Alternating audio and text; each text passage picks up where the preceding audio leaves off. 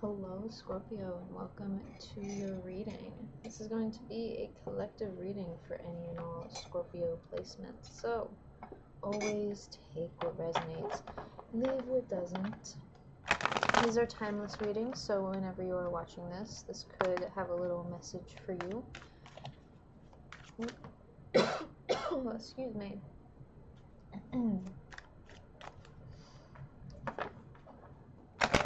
Let's get in. Oh, hello. Let's get into your reading. Oh, okay. I don't even know how that fell out, but I'll take it. Clear, honest message for the collective of Scorpio. Let's get right into it. You know all the disclaimers. I shouldn't have to tell you Scorpios twice to not be delusional with readings. And sometimes y'all may misunderstand delusion, but not in the way that you think. Because it's okay to be skeptical. Like, that's fine. But is there anything to say on too much skepticism being a little bit delusional as well? You never know. We have the star card reversed here, so I can tell that there is part of you not necessarily being ignored, but it's like, I don't understand this, so it's just gonna be tossed to the side. And I think you don't understand how it affects you until you already feel it, and I think Scorpios, I feel like you just kind of want to deal with it as it comes up and it arises, which I can't say I blame you, but I feel like now it's just kind of making it a little uncomfy. And some of you are like, it's okay to not be okay, but trying to fully understand what that actually means for you. Because we just say those words, but what do we actually do with not being okay? We find the things that actually work for us. Because Two of Cups is coming out here like, you're in tune with yourself, but it's like, you're just kind of missing something. You're not quite there, but you're just there. You almost got it. And it's not like a bad thing. I feel like some people want to put this in like this is a bad thing, when it's like, we are all learning so many different things at so many different ages, time, points, eras, and chapters in our life. It really doesn't matter when we learn something, as long as we learn it and we're like, oh, okay, now I understand. Because the biggest key to a lot of trying to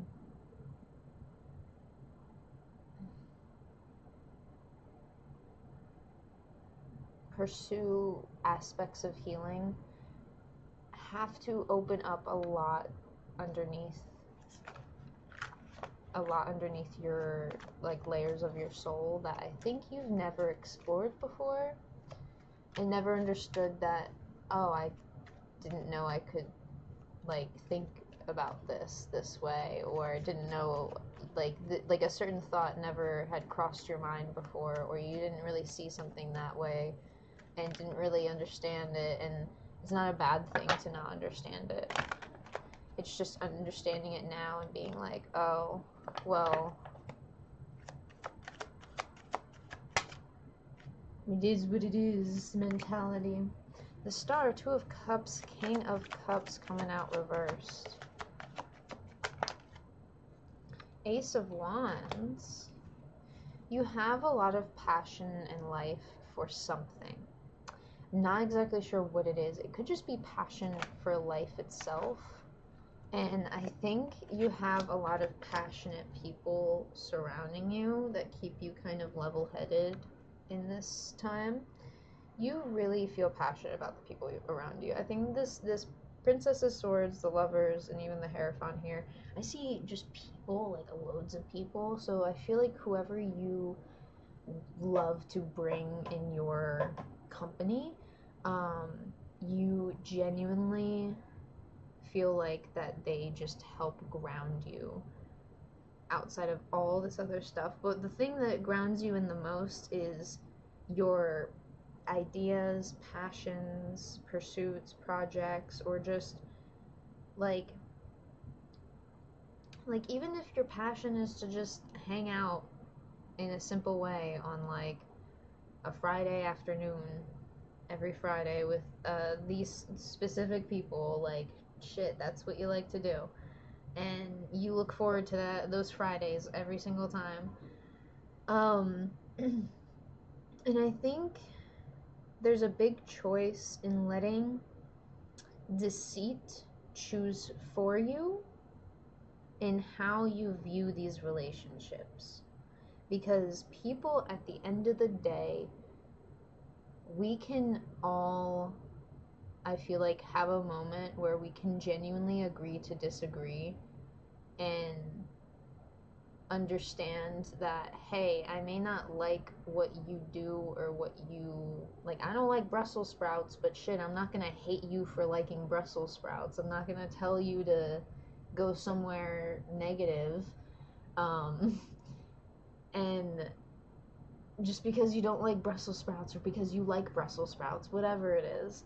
And I think this is the big key that you're kind of discovering, that's like, this is has nothing to do with the healing at all, but everything to do with the healing, because what you stepped into is healing, and what you're stepping into now is overall universal love and the true energetical feeling of, I can actually choose energetical love, or I can choose to shove all of this love down and cut things off and push it to the side. Because I think a lot of Scorpios have experienced that kind of treatment before, where you've been pushed to the side, shoved to the side, forgotten about, and you couldn't like explain to people like every single detail of how things happen, because it's like probably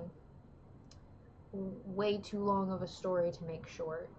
I'm not even gonna try and say how many years of time. I'm not gonna go there. It's the aspect of, you've chosen love. Like, so much about this, I think you really are seeing like, oh, so much around me, there's been people that have chosen hate and negativity, but I've chosen love. And most people, I'm gonna be honest, Scorpio, there's a lot of people out there that don't have that. So when you walk into a room, people love you. Like, love you. And they want to take care of you, and they just want to make sure you're doing good, because you provide them with that sense of security that no one else can provide. And I think that's a big thing in how you choose love. You choose love because you know things can at least help people grow, help protect people. And sometimes when we want to protect people, we may have to let them go, in a sense. Like, it's a weird duality of life. I feel like there's been a lot that you've had to protect, a lot that you've had to also give up in order to protect, and it's this giving up that feels like you constantly have to give up this love. But I feel like the love that you've been giving up, you're seeing it be like actually returned to you. And now I think that returning of love and respect is the big thing for you Scorpios. The returning of respect for some people, because some Princess of Swords here is like, hey, I know you don't like my, this is a very Medusa looking card, I know you don't like and understand my Medusa story here, because that's a whole nother story about Medusa, but I can still like hang out and respect everyone here and be chill about it. Don't just don't cross any of my lines, basically. Don't cross any of my boundaries. And you as a Scorpio, you're like, shit, all right, fuck it, I don't care. You're respecting me, I'm respecting you. That's a big thing. I understand Scorpios respect. You really take that to a hold. Respect is how the loyalty meter works for Scorpios. You must earn the respect and give respect wholeheartedly, and that's the wholehearted love that you give.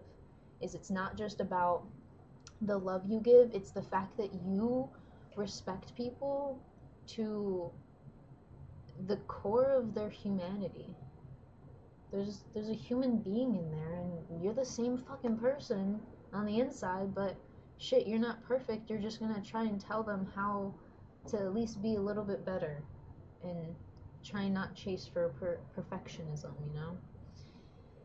And the big like issue I think you've been seeing is how choice plays a big part in all of this. Are you gonna choose to break these chains, or are you gonna get distracted by the deceit that's all around you? This is the true lesson of the Hierophant. Sometimes the Hierophant shows two students, almost like looking to the Hierophant as a teacher, and I kind of see this as the choice being made of the two students. One student is going to be looking to the Hierophant for, hey, where's the knowledge I can get to break these chains, to free myself from these self-limiting beliefs? And then the other one's looking to, how can I defeat deceit? It's silly. Silly little rhyme. How can I defeat deceit? Because that's usually what snakes represent, is deceit and lies and trickery and blah blah blah blah blah blah blah. All that icky shit that you're like, yeah, I don't really want none of that. I'm just gonna hang out over here and thank you, but good day, basically. And at the end of the day, it is your choice, Scorpio. All of your free will matters in all of this, but you've been working very hard, and don't doubt all of the steps you've been taking towards this brand new spark of enlightenment and healing that you've been gaining, because this is the true knowledge that you've been gaining. And I'm going to leave you with that. Thank you for letting me read your cards, Scorpio. That is all I have for you, and I really am glad that if you were watching this far, I'm really glad I got to give you the knowledge the tarot has to provide. If you want any more tarot fun things, there's a bunch of tarot things going on my Twitch channel. We do free daily affirmations, and then I offer 6 card reads to all of my Twitch subs, because it is a $6 subscription, which now all of my readings across all of my website and even on Twitch, Monday and Tuesdays when I'm just reading live on stream, everything is $1 per card. So no matter where you purchase a reading, it should always be $1 per card. And then I'm definitely looking forward to giving away free reads in the future, because we have some celebrations going on my like affiliate anniversary, Twitch anniversary, and then my birthday. So there's a bunch of things coming up, being planned. But if you do end up purchasing a reading or just hanging out on Twitch, any little bit of just watching my stuff and enjoying my content, all of it helps keeps my content going. So thank you, and as always, I hope to see you there, and I hope you all have a good rest of your day or night wherever you are on this beautiful planet Earth of ours, and I'll see you on the next one. Peace.